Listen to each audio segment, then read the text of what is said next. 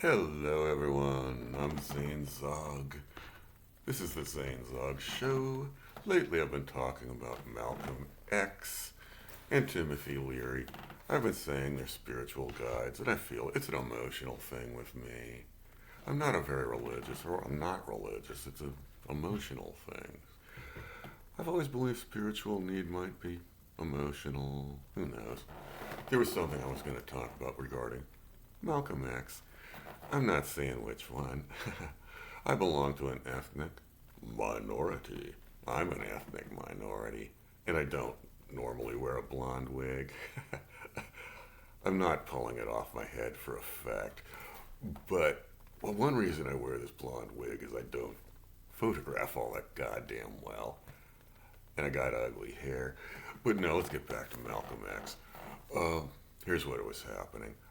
Malcolm X explained that white liberals were prejudiced against African Americans, and white liberals use African Americans as a voting bloc.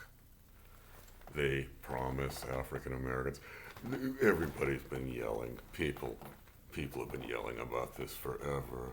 Liberals are known to act in the short-term best interest of African Americans to get their vote.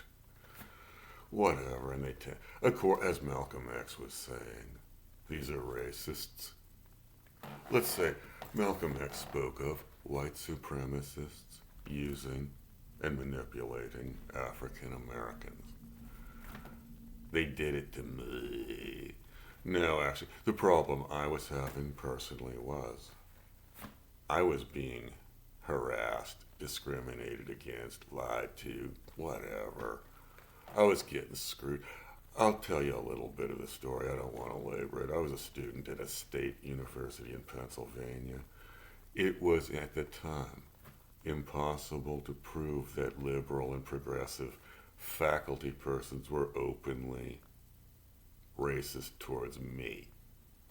They were able to get, none of these people are stupid enough to identify the ethnic group I happen to belong to, but they were indeed racist towards the ethnic group I belong to.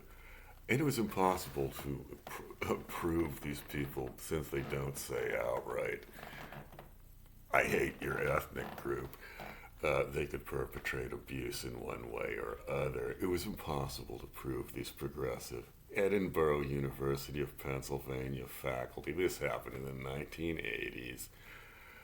I'm trying to bring it up a little bit at a time. Exactly how I was going to be talking about institutional racism that took place at Edinboro University of Pennsylvania in the 1980s when I was a student there under my real name. My name isn't really Zane Zog.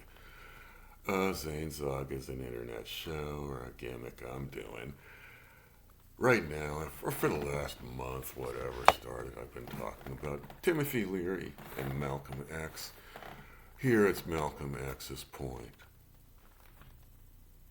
White Democrats used African Americans, manipulated, etc., under the aegis of progress. White liberals might be as racist as all get out. They might be hateful, abusive, bigoted, workplace harassment. This was institutional racism, you betcha. Edinboro, University of Pennsylvania, 1980s, they were at liberty to perpetrate ethnic intimidation. Their union protected them against any allegations. I made allegations at the time to department heads and administrators of Edinboro University of Pennsylvania under my real name. And these clowns had unlimited protection against litigation. It would have cost a fortune to sue them. To sue a state university, a student, it was nearly, at the time, impossible to sue a state university for human rights violations. They were at liberty to perpetrate institutional racism. It's one of the reasons I've been inspired lately by the late Malcolm X. It's what he said.